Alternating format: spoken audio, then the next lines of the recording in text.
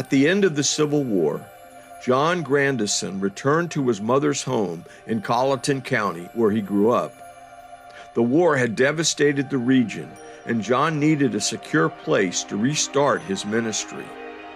Robertville was destroyed, and the once prosperous Savannah River churches were destitute. Within a few years, many churches were reestablishing themselves, and John was active in the Colleton district, attending meetings and preaching. During this time, John wrote his famous book, Invasion of the Moon, which was well read and brought popularity to his ministry. Soon, John and family had moved to the Beaufort area, where John was a missionary to the churches in the region. These churches were disorganized and in need of leadership and support. John provided stability and raised support from the other Baptist churches in the state. On September 1st, 1870, John's son, William Carson, died at 4 years of age. William had been named after W.B. Carson, who was a mentor to John in his early years in Robertville. His small obituary describes William as a bright and interesting little son. John's brother Robert wrote a poem describing the little boy. We would not have our darling back for all this world contains, to have his little feet to track, its rough, its rugged plains. His little aching head's at rest, he sheltered from the storm, and nestled on his Savior's breast is his angelic form. By October 1870, the family had relocated to Midway, South Carolina, in the Bamberg region. John was the pastor of Carter Ford Baptist Church near Lodge. A letter written and published in the Working Christian discusses the positive changes in the church since John took over. The family would live in this area until 1886, when they moved to their final home in Allendale. The following year, on October 26, 1871, John Granderson was born. He was the 9th child born to the family. Robert Rasselas would be born 2.5 years later as the last boy in the family. Although it cannot be verified, it appears that Cornelia divided the brothers in pairs for their schooling, making 3 pairs of 2. John and Robert would be the youngest of the pairs. John's first son would be named Robert Rasselas, which would not have been a coincidence.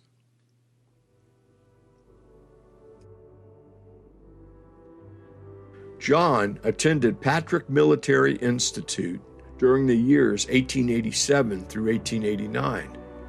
The school was established in Greenville in 1878 with the name Greenville Military Institute. The school's founder, John Patrick, was a graduate of the Citadel and famous for his Civil War diary that is still available today. Patrick moved the school to Anderson in the fall of 1887, and the school was renamed Patrick Military Institute. He secured a perfect location with ample room and spacious buildings. The school had a distinguished reputation combining the influences of home life with military discipline. To accomplish this, he boarded many students in his own home.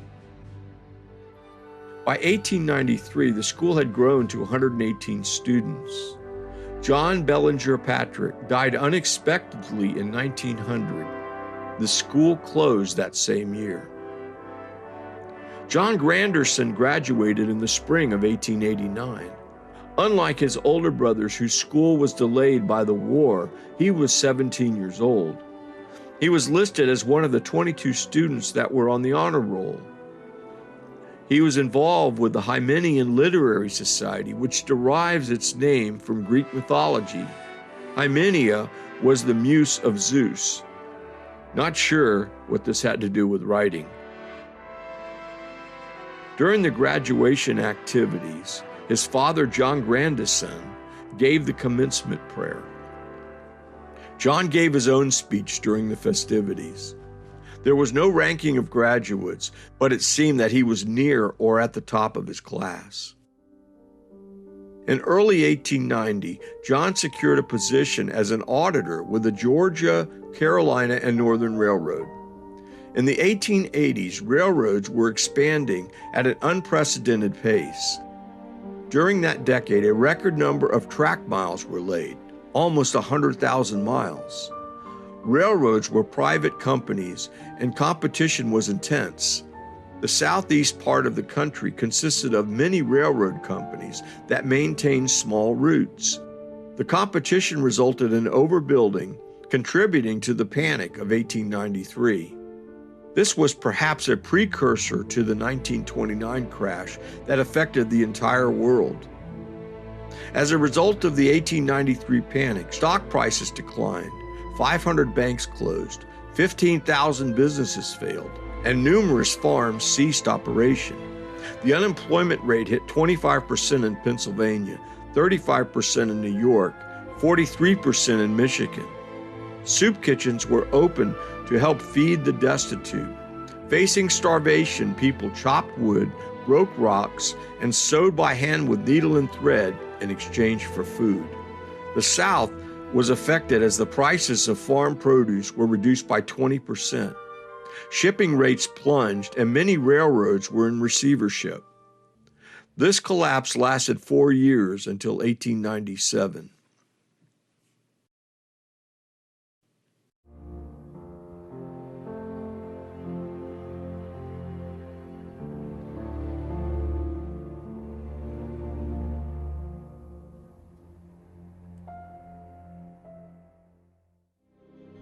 The timing of this panic may be indicative of the coming changes in John's life. He did not work for the railroad very long. In 1890, John's sister Kate had moved to Micanopy, Florida. It seems likely that John visited the area shortly after. He may have been looking for employment. In November 1890, John had a severe stomach sickness that kept him in bed for several days. The news report stated that he was still working as an auditor with the railroad. Whatever the circumstances, John met Jenny Thomas in Florida before 1893. Jane Louisa Thomas was born January 18, 1869 in Madison, Florida.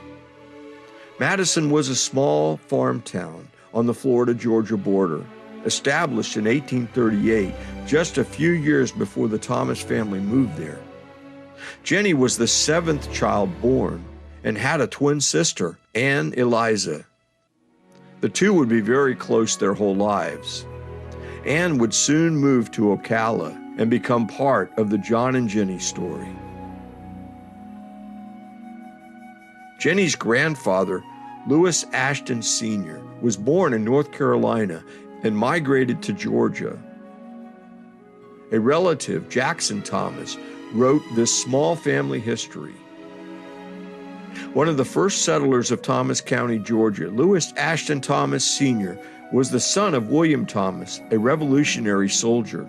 He migrated to Laurens County around 1850 and was married to Olive Beatty on January 1, 1818. The couple continued to live in Laurens until 1825, when they moved southwest to Thomas County near the Florida border. Jenny's father, Lewis Ashton Minor Thomas, was born there. Ashton Sr. was a large landowner with plantations in Thomas County and lands south and west of town, extending all the way to the Florida line.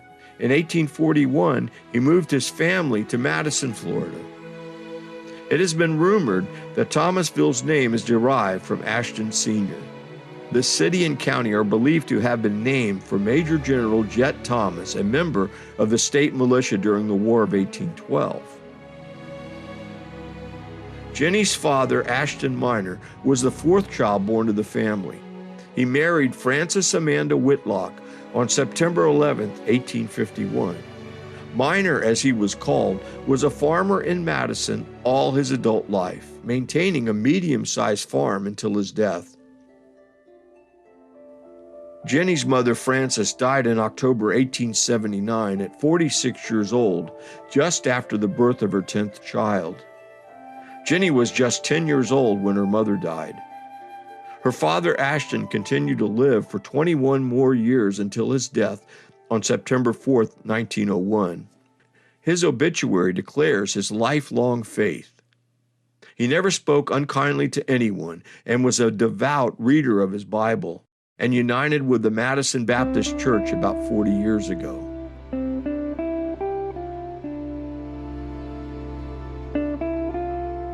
Jenny's twin sister Annie, as she was called, married William Arthur Irvin from Orlando. Arthur was born in southern Georgia, where his father John was a merchant in Quitman. In 1885, the city of Orlando was incorporated after the railroad extended tracks to the area, creating a new stop.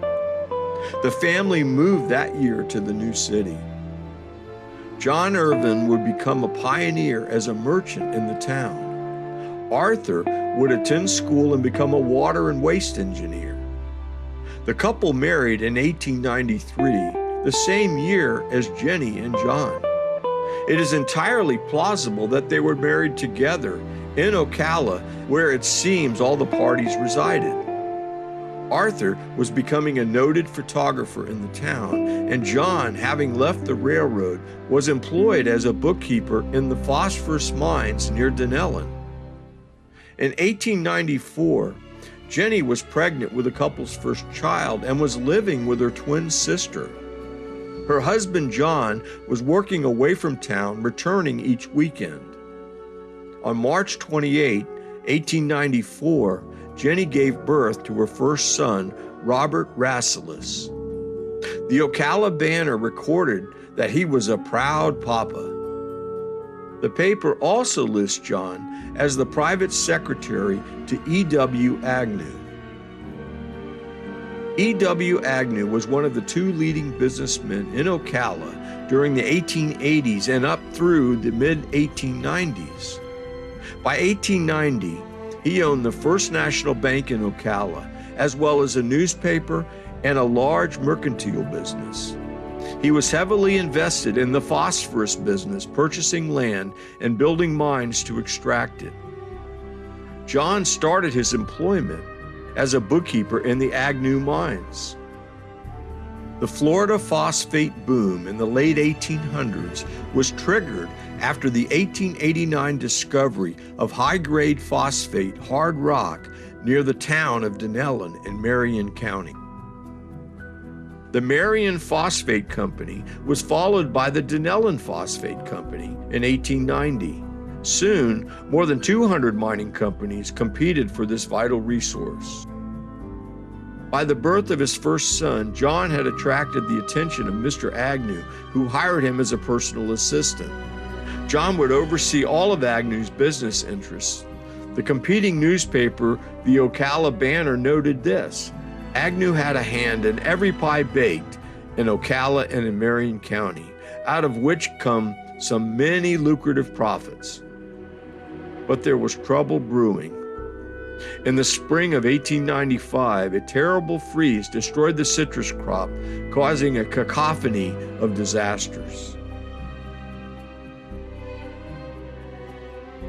Agnew was overextended with his phosphorus properties.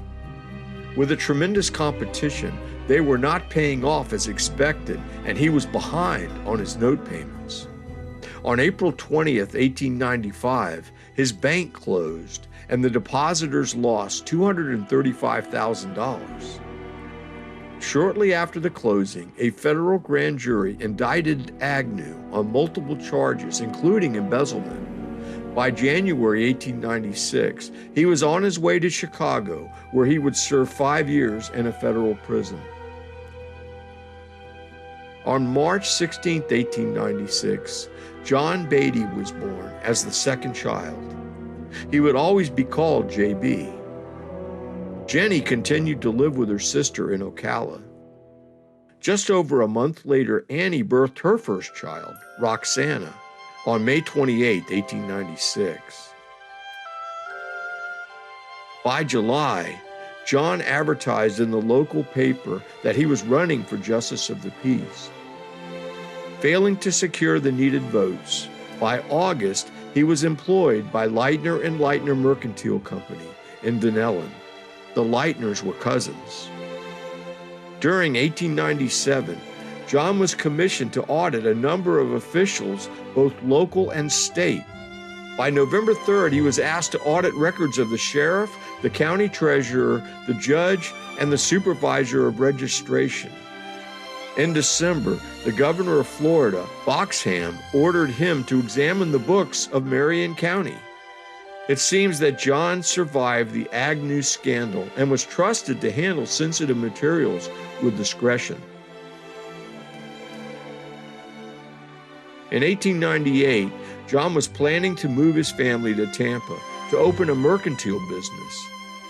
A February notice in the Tampa Tribune announced his move and intentions. A month later, on March 17th, E.B. McMillan was hired from Largo Alliance Exchange to manage the business for John.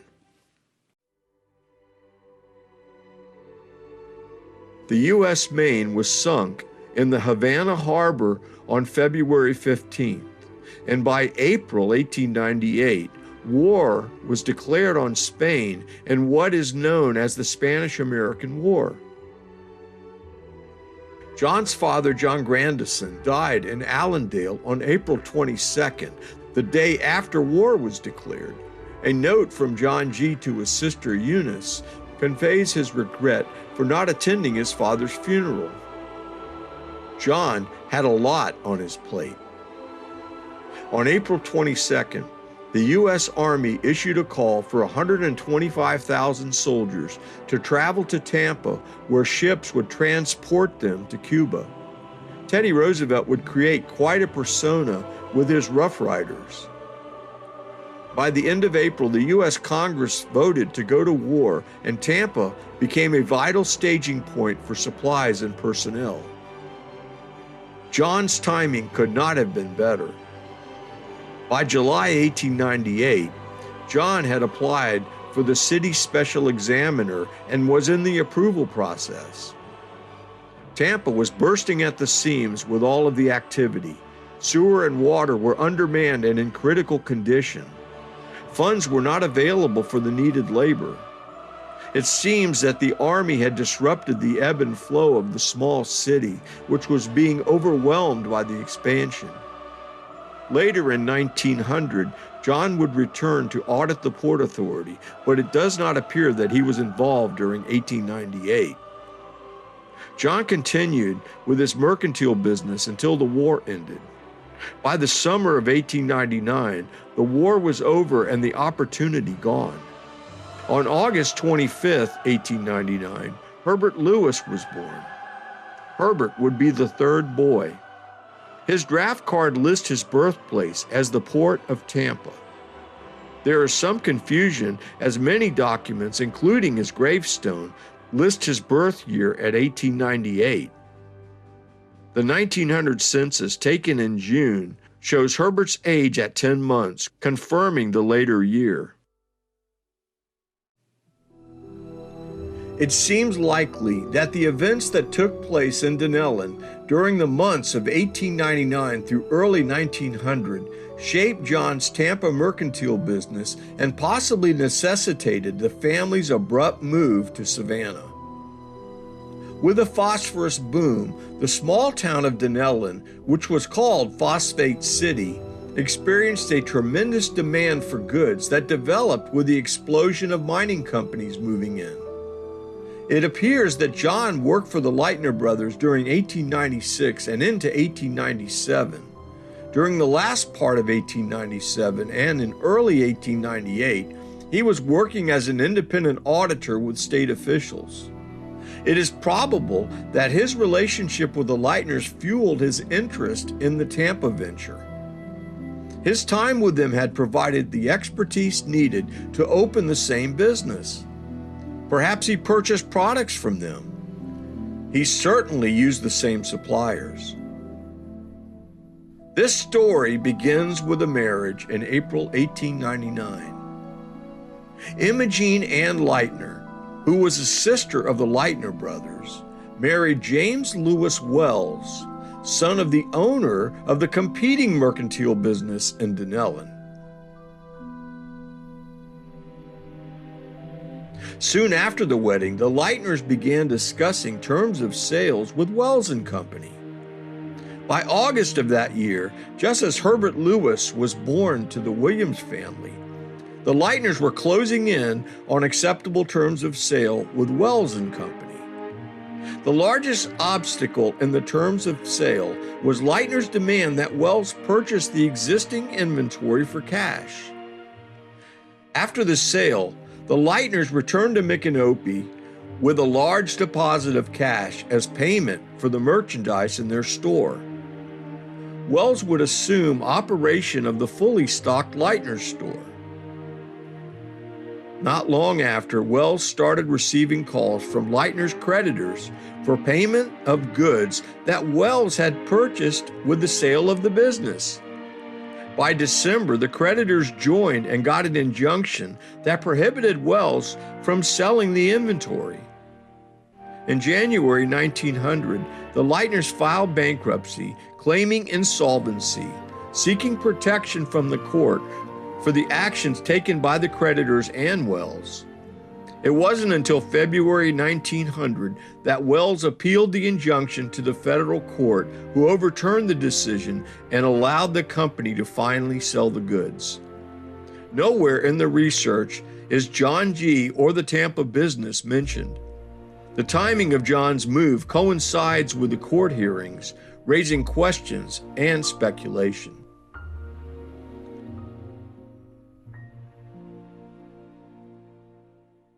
It's a paddle boat, man, like the 1800s. And it's huge too. It's got a restaurant in it. You know, we got right on the Savannah River. You know. He said it's made out of solid gold. No, it's just gold plated. Oh right, ladies. 24 karat. Highly recommend taking it out. Dad doing what he does. Yeah, I can't help myself. So many opportunities to say. I don't even know if you can hear me with this. Can't see it. Crab Thing, or we ate. That's what it's called. The restaurant's called the Crab Thing. It's right there. And it was not as good as it advertised. Not terrible. Yeah.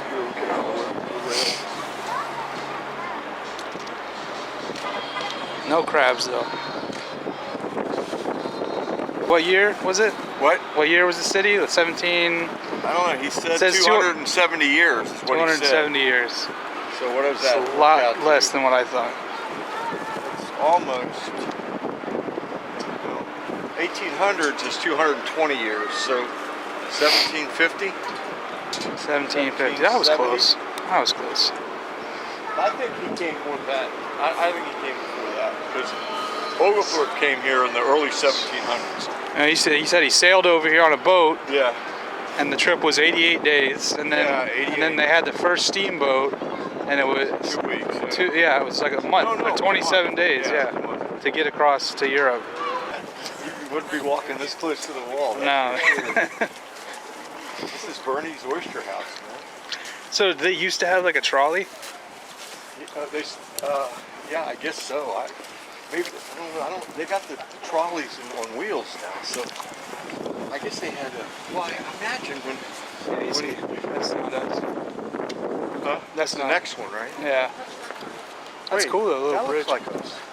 They'd be dumping their pots out on this thing too, man. You know, you gotta be careful. Coming down. Hopefully I can wait for all the ballast stones. This is it. It's like a street right here, man. This is like made out of dang river stones.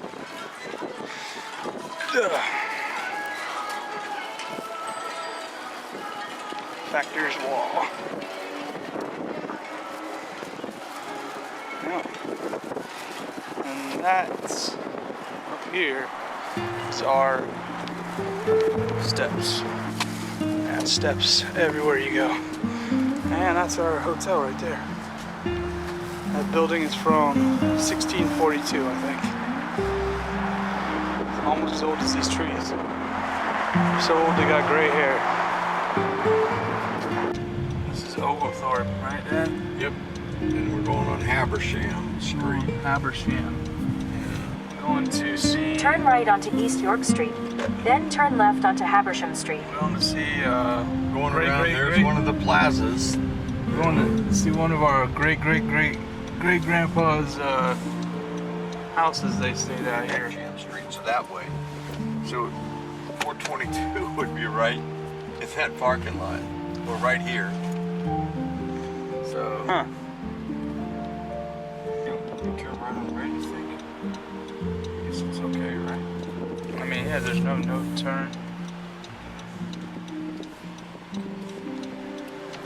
In half a mile, make a U-turn at Barnard Street. Kind of almost has like a Miracle Mile look to it. Half a mile, make a U-turn on Barnard Street. Yeah, because it's on the other side of the Going to this, past this light. There's the Catholic Church, look right there. Yeah, there it is. Looks like the Disney World Castle. Yeah, it's amazing. It looks a lot like Notre Dame before the fire. Yeah.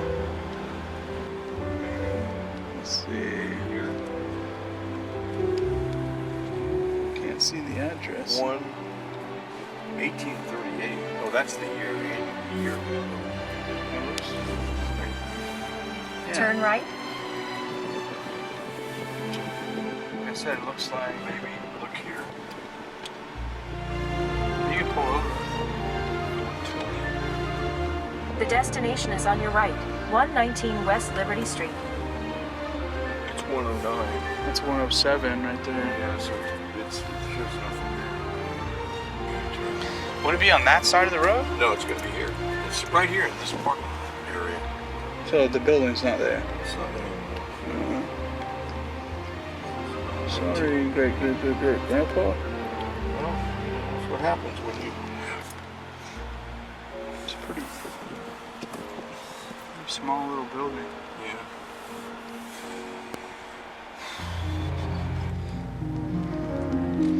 It's 119. It's not very big. You think it's the same building? I don't know.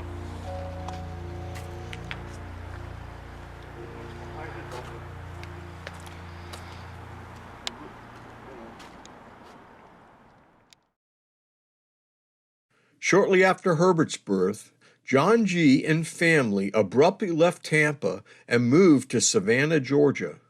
It's not clear what prompted the move. They had spent less than 2 years in Tampa. It seems he left the Tampa business in care of McMullen. It is also possible that he sold out or continued some ownership in his absence. The 1900 census shows the family living in a boarding house run by Bertius Stearns on Liberty Street. When they settled, John began working as the bookkeeper at Sims Hardware Store. This famous store was owned by Raphael Sims, a prominent resident of Savannah. His house is a monument today. The hardware store was located on the Savannah River. By the time of John's arrival, it had occupied the same location for 80 years and was a major supplier of building materials for the city. By 1901, the family had moved to 621 42nd Street East. The new dwelling was an apartment building and a step up from the boarding house. The family would move 6 times in 11 years in their stay in Savannah, each time improving their living conditions with space and conveniences.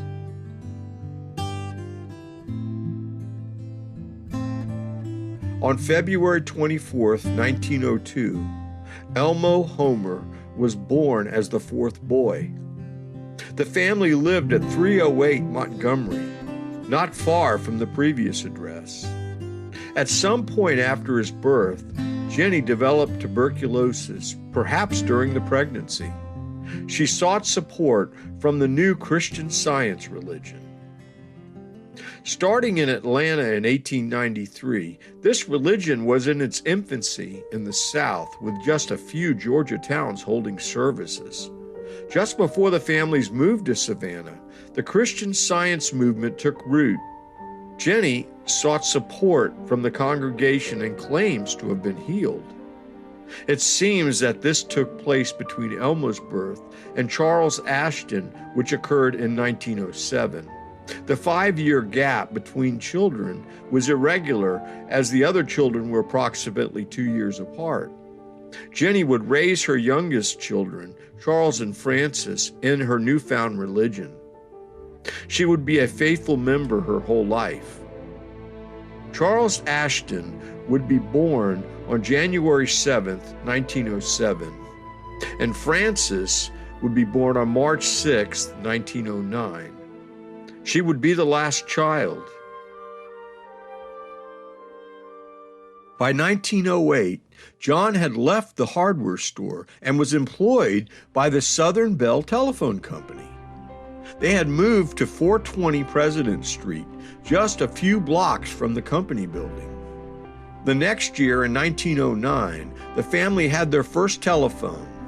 Their number was 3159J. It appears that John's employment with Southern Bell did not last. The 1910 census shows the family still living at 420 President Street, but John's occupation is a public accountant. The city directory of that year contains the same description. Robert was 16 years old and was employed as a lumber company collector. JB was 14 years old and employed as an insurance company office boy. The family kept the phone. In late 1910, the family left Savannah. They felt that the city was a rough seaport town and not a great place to raise children. Catherine Maynor, John's sister, had moved to Jacksonville in 1899 and was a manager of a boarding house on Adams Street. It seems that John saw this new city as the perfect place to restart. The family moved to 928 West Monroe, just a few blocks from Kate's boarding house. John got a job as a railroad ticket agent at the Union Station close to where they lived.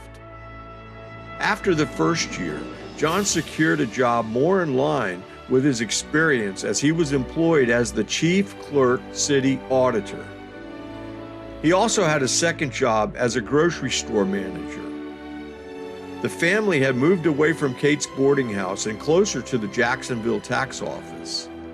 The grocery store was just 2 blocks away from their new residence. Robert continued to work as a collector, and JB worked as a stenographer at Stevens Labor Company. At 10 years old, Elmo's time in Jacksonville was life-changing.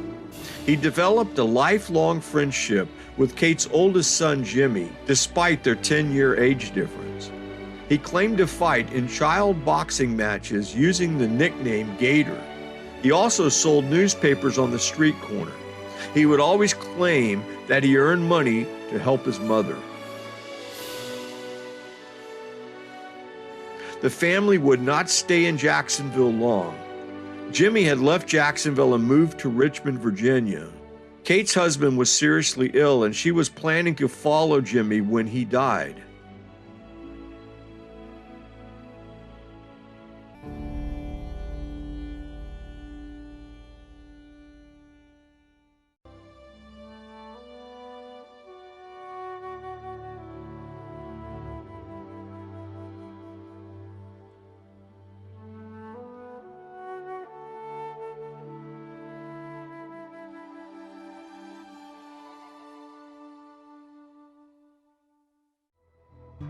In 1914, the restless family was on the move again. Miami would be their last stop. That same year, the Collins Bridge was built, being the first bridge across the bay to Miami Beach. The population was just over 10,000. Miami continued to advertise the Magic City as a tropical paradise, the perfect place to raise a family. World War I began in Europe on July 28, 1914. The coming events would change many lives. The three older Williams boys would soon enlist. During the first years of the war, Miami was unaffected with little more than newspapers reporting on the progress. John had secured employment managing a restaurant on 413th, 7th, with a family living upstairs. Like the Jacksonville experience, the restaurant job would not last long, for by the next year, they had moved a few blocks to a larger home on 518 9th. John's new position was Deputy County Tax Collector. Elmo began school in 1916, and by the following year, he had graduated from the Central Grammar School. In the next years, he would attend the newly built Miami High School, continuing his love for sports. In June of 1916, Herbert enlisted in the National Guard at 17 years old. He changed the year of his birth to appear old enough. The next few years, the three oldest Williams sons would each be part of the war effort. Herbert was the first to go to France. He was wounded in July 1918. J.B. shipped out near the end of the war and stayed behind in France after the war to help take care of his brother. Robert would work stateside as an airplane mechanic. By December 1917, John G. had enlisted in the local Home Guard. World War I was in its third year in Europe, and the U.S. had entered the war earlier that year. The Home Guard was a national defense program to enlist men over 30 years of age with military experience to protect the cities where they lived in the event of the war extending to the U.S. soil, either by military attack or sabotage. The Home Guard turned out to be little more than posturing, as few incidents occurred during the 2 years of the U.S. involvement in the war. John had attended military school and had significant training. On October 8, 1918, the Miami News reported that John G. was appointed tax auditor for the newly created Internal Revenue Service. National income tax was established in 1913, and the new taxes were in their infancy. John's official title was Deputy Tax Collector, and his territory appears to be the entire state of Florida. It is clear that his job was to find tax revenue that was not being collected. On October 14th, the St. Augustine News reported that he was in St. Augustine checking motorboat licenses. John traveled from Atlanta south to audit various businesses as assigned. He was the first agent in the Southeast. As John was no longer working in the local tax office, in 1918 the family moved out of their downtown area to 1524 15th. The rental house was just a few blocks from where they would build their new home.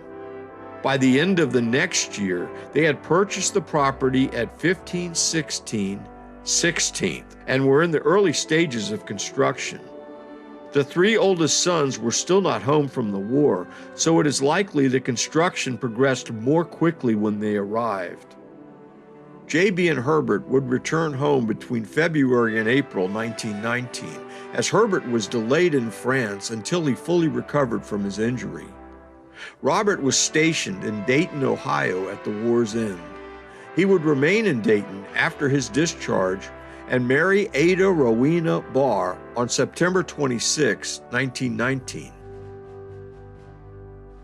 The Miami News reported in October that the couple was returning to Miami.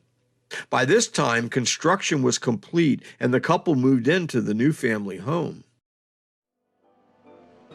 From 1915 to 1920, John would witness the deaths of three older brothers, James Alexander, Joseph Jones, and Elias Wilbur.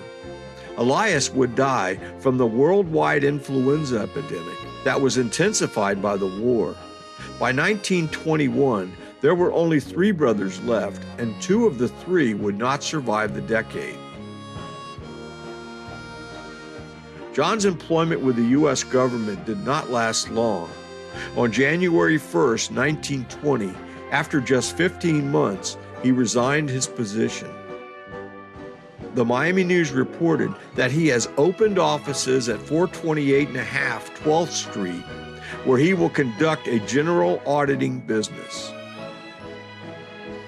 By February 29th, he advertised in the Miami Herald using his position with the IRS to offer expertise to local taxpayers. Another article stated that his new office was in the Gertman Building, room 9, just over the Star Piano Company. On March 15, 1920, John announced his running for county tax collector. By May, the Miami Herald included this inaccurate bio to solicit votes on John's behalf. John G. Williams, candidate for tax collector, is a native-born Floridian. His grandparents came to this state many years ago, and his parents were born in Florida. John did not make it out of the Democrat primary, which was held on June 8th. As a result, on July 6th, John placed an ad in the Miami News. For the first time, J.G. Williams Audit Company was used. On October 17th the next year, John had moved to the Haviland Building in room 18.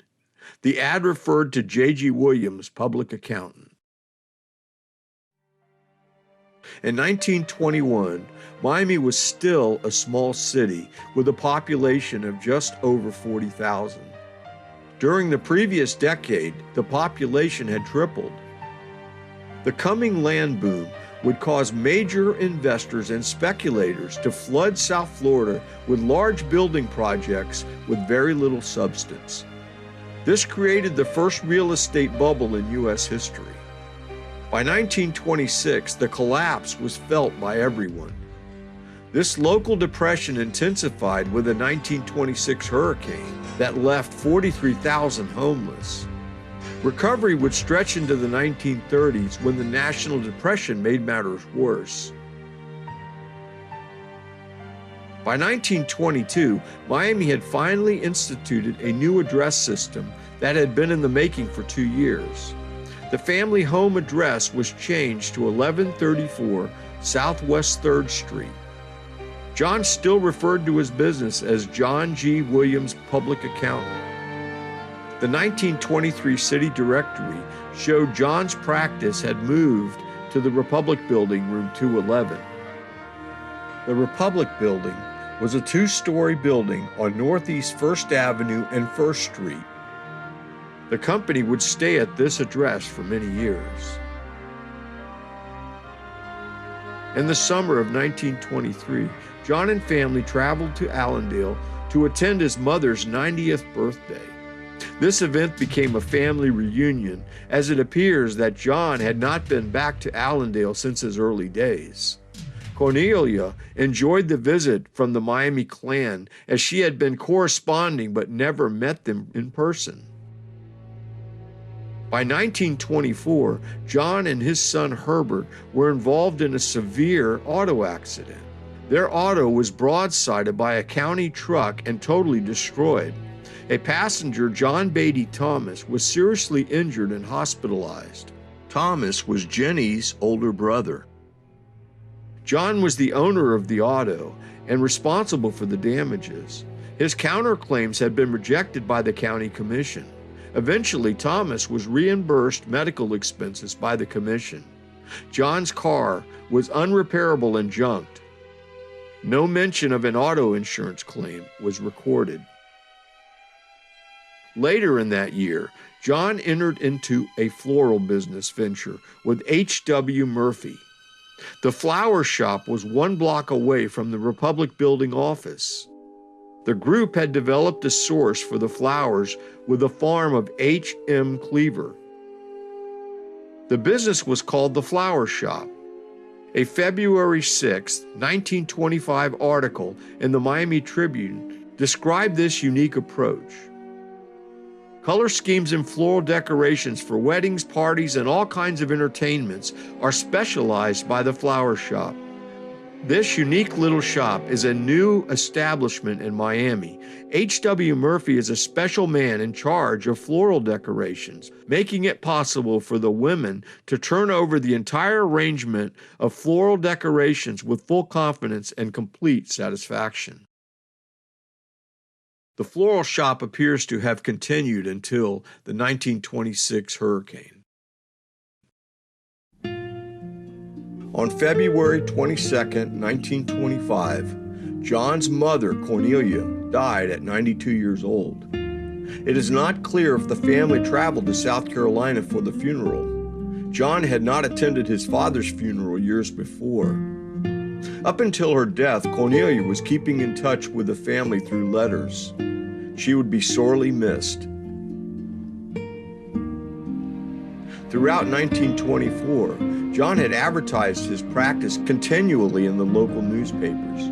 As a result, his practice was growing. During this time, he developed a distinctive list of clients of all sizes and types. By 1925, John needed help. Gladys Stevens began working part-time as a statistical typist during the tax season of 1925. She was living at the YWCA on Southeast 2nd Street, just a few blocks from the Republic Building office and certainly within walking distance.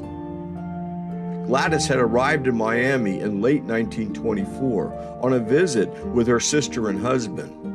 When it came time to return, she decided to stay by herself.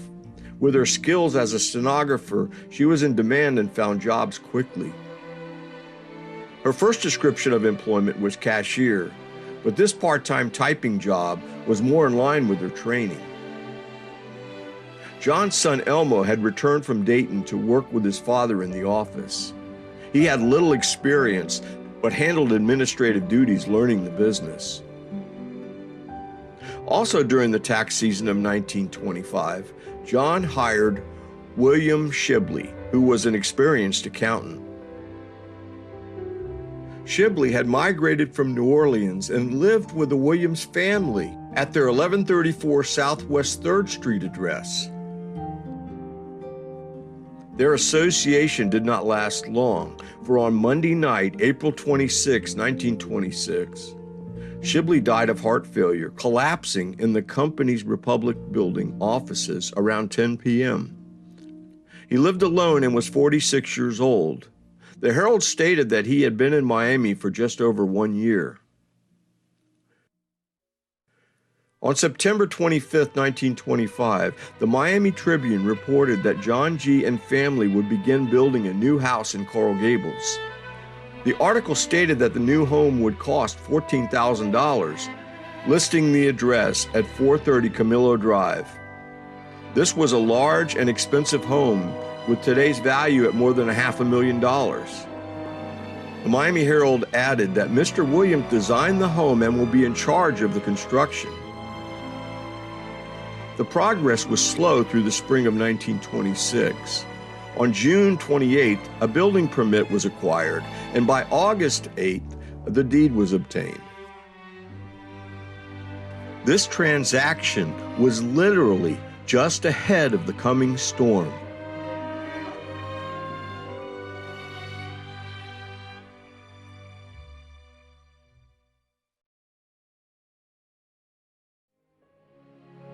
Julius H. Kaiser was a tax attorney in Memphis, Tennessee. Julius had been in the Army in World War I and had been attached to the National Guard at the U.S.-Mexican border at the same time as Herbert. After the war, Julius continued his accounting work. On December 2, 1922, the firm Smith, Jones, and Brown of Memphis applied for a charter as a new established accounting firm. Julius was listed as one of the incorporators in the partnership. By 1926, Julius had relocated to Miami. Julius and his wife Virginia do not appear in any records until 1926. With the shocking death of William Shibley, John G. was desperate to find an experienced accountant. Julius Kaiser would work with John during the remaining 1926 and into 1927. Julius would play a vital role in the next years, but their association would be disrupted by a series of uncontrollable events. On Saturday, September 18, 1926, a Category 4 hurricane hit Miami in the late evening. The 60-mile-wide storm left 43,000 people homeless, with damage that exceeded $100 million, or $235 billion today. The downtown area got a direct hit and suffered considerable damage, although most of the buildings survived. The Williams home was outside the downtown area and was not affected by the storm surge, which grew above 10 feet closer to the coast. However, the 160-mile-an-hour winds would have certainly caused extensive damage. 10,000 homes, 1 in every 4, had lost their roofs. This was the first real hurricane to hit Miami since its development and growth. The vast majority of residents knew nothing about these storms. Most of the 357 deaths occurred when the eye passed over and they thought the storm had ended. It appears that the Williams family had the same delusion, and they left their home during the calmness of the eye only to get trapped in the second half of the storm, which was more severe than the first. It is not clear how much damage the home suffered. The hurricane certainly changed many things in the Williams family. The Coral Gables construction was not mentioned again in the news or by the family. John's thriving accounting practice took a major step backwards as the city was in chaos for weeks. The flower shop was not mentioned again in advertisements or city listings. Through the rest of 1926, the city scrambled to repair damages. The need for building materials was made worse with the boycott of train cargo that had been in effect during the summer of 1926. Materials were scarce for the first few months until emergency measures were set in place. John no longer needed an accountant, and Julius Kaiser opened his own practice during the 1927 tax season.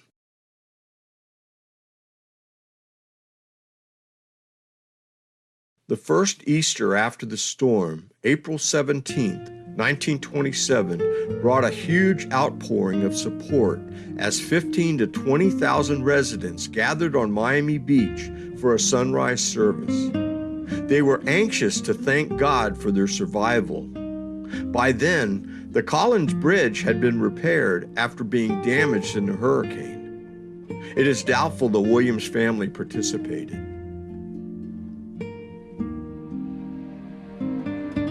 On Tuesday, June 14, 1927, John traveled to Fort Lauderdale to attend a business meeting. By mid-morning, he felt sick and called his son Elmo to pick him up as he was too ill to drive home. By that afternoon, John was taken to the hospital after suffering what appeared to be a heart attack. By the next day, June 15th, John Granderson Williams was dead. The Miami Herald reported that the streets around the Republic Building were festively decorated in support of the Lions International Convention taking place that day. John's unexpected death would leave the family in a desperate situation. His accounting firm was in peril with no leadership or expertise. Elmo was in the best position to take over the firm. He had been working with his father during the last 2 years and had a familiarity with the clients and the work. But Elmo needed help. Julius Kaiser had established his own accounting practice, Julius H. Kaiser and Company, in the previous year. During that time, he had developed his own clientele. Elmo needed an established and experienced partner to stabilize the business and give him greatly needed knowledge and expertise. Elmo had not finished college. He would later say that Julius Kaiser taught him everything he knew about accounting. Their partnership would last 30 years until Julius' death on June 24, 1957. Ironically, He died almost 30 years to the day of John Granderson. 7 years after his father's death, Elmo would deed the house to his mother, paying off the debts and creating a clear title. Jenny would live in that house her entire life. She would survive tuberculosis and live to be 99 years old. She would outlive her twin sister Annie by 10 years. By the time of John's death, Elmo had courted Gladys.